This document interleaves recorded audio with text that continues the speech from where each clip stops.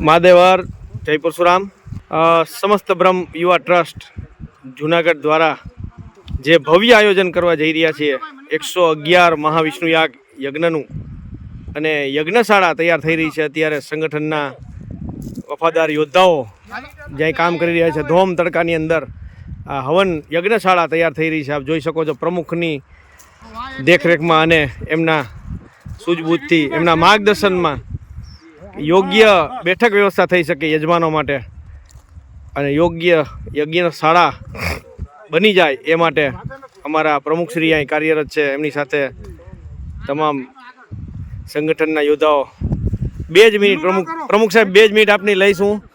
પ્રમુખશ્રી કેવી તૈયારી છે આપની ને યજમાનોને કઈ રીતની વ્યવસ્થા આપ આપવાના છો? આપણે પરંપરાગત શાસ્ત્રોક્ત પદ્ધતિથી માટી ગાયનું છાણ અને ઈંટ વડે યજ્ઞકુંડ તૈયાર કરી રહ્યા છીએ અને તમે જોઈ શકો છો 2 યજ્ઞકુંડ વચ્ચેની જગ્યા કે જેથી કોઈ પ્રકારે યજમાનોને તકલીફ ન પડે। ડોમ હજી આમાં કાપડ લાગવાનું બાકી છે, એમાં આ પંખા અને જર્મન મિસ્ટ સિસ્ટમ આ બધી જ વ્યવસ્થાઓ આપણે કરી છે। આ તકે હું આપ સર્વેને કહું છું કે આ અમારી મહેનત છે એ ત્યારે લેખે લાગશે જ્યારે આ બહોળી સંખ્યામાં આ યજ્ઞમાં ઉપસ્થિત થશો અને સર્વ સમાજનું સર્વ વિશ્વનું કલ્યાણ થાય એવી ભગવાન વિષ્ણુને પ્રાર્થના કરશો।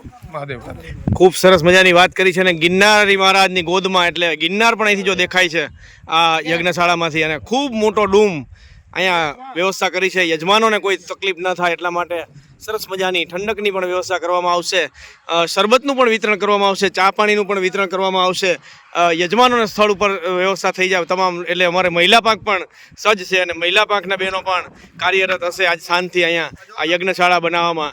તો તમામ ભૂદેવોને હું વિનંતી કરું છું કે ખાસ પધારજો અને દર્શનનો લાભ લેજો। મહાદેવ હર જય પરશુરામ। ભગવાન પરશુરામની જન્મ જયંતિની ઉજવણી જૂનાગઢ શહેર અને કેશોદ શહેરમાં ભવ્ય રીતે ઉજવણી કરવામાં આવશે।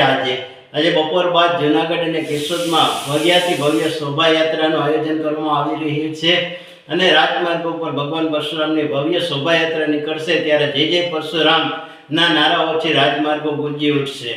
તો બીજી તરફ જૂનાગઢમાં 111 કુંડી મહાવિષ્ણુ યાગનું પણ આયોજન કરવામાં આવ્યું છે। આમ ભગવાન પરશુરામની જન્મ જયંતિ સોરઠમાં ઉત્સાહપૂર્વક ઉજવાઈ રહી છે। રિપોર્ટર પ્રકાશ દવે, જૂનાગઢ।